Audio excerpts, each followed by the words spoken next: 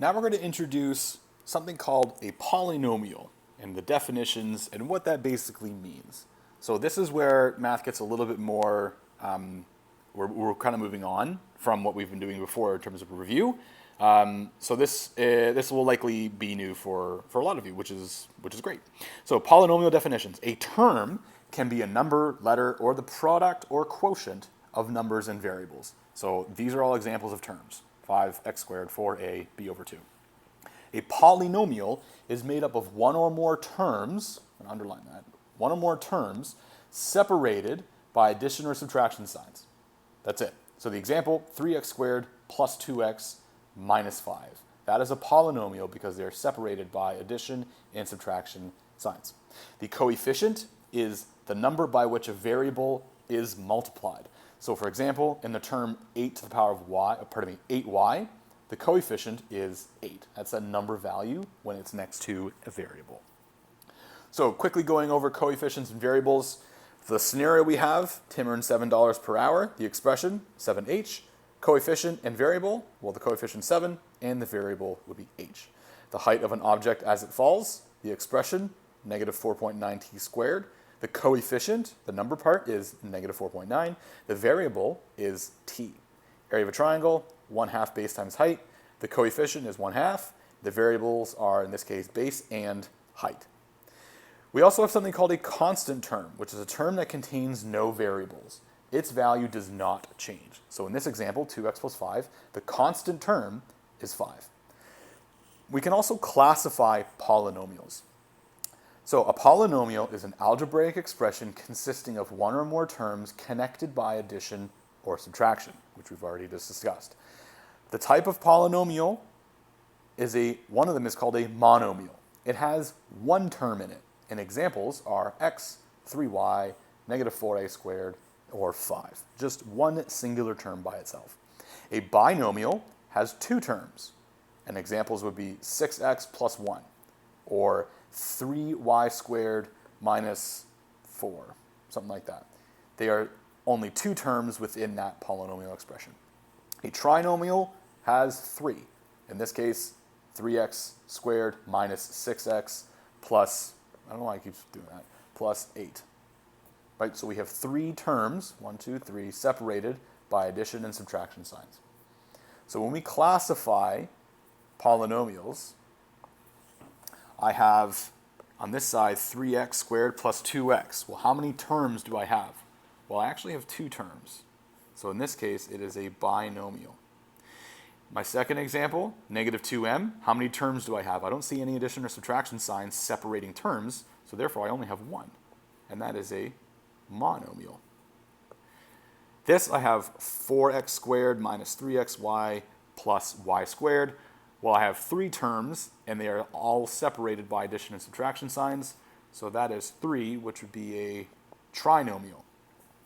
Now I have a minus 2b plus 3c minus 4d. So these are all four terms, they're all different terms.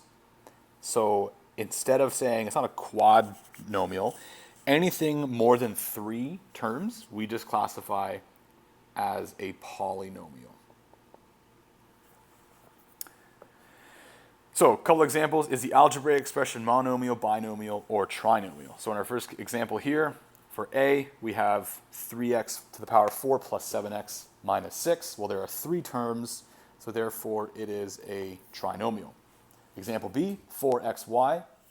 There's no terms being separated by addition or subtraction, so that is just 1, or it is a monomial. And then x squared minus 4xy. I see two terms, therefore it is a binomial. State the coefficient and constant term of this polynomial here, 2x squared minus 3x plus 5. Well, coefficients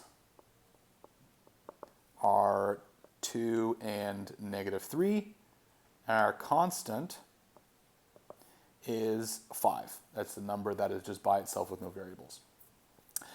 Classifying terms by degree. Now this is where sometimes students have a little bit of trouble. The term x squared, when I ask for the sum of the exponents, how many exponents do you see and I add them all together? Well, I only see one exponent and is the value of 2. So the sum of the exponents is 2, which means that the degree is 2. I have 3y to the power of 4. The sum of the exponents, well, there's only 4 by itself, so then the degree is 4. 0.9u, that's just one singular u, so the degree of 1. Now we have negative 3a to the power of 3b squared.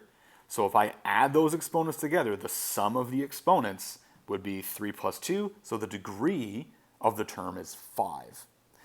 2 over 5 xy, well, I have 1x and 1y, so the degree of that term is 2. This is just a constant term. There's no exponents, therefore there is no degree. When we're classifying polynomials by degree, so the polynomial we have here is x plus 4. So the term with the highest degree, well, in this case, is just x here. So the term with the highest degree has 1 degree. And then therefore the degree of the polynomial is just 1. Our second example here, 5x squared minus 3x.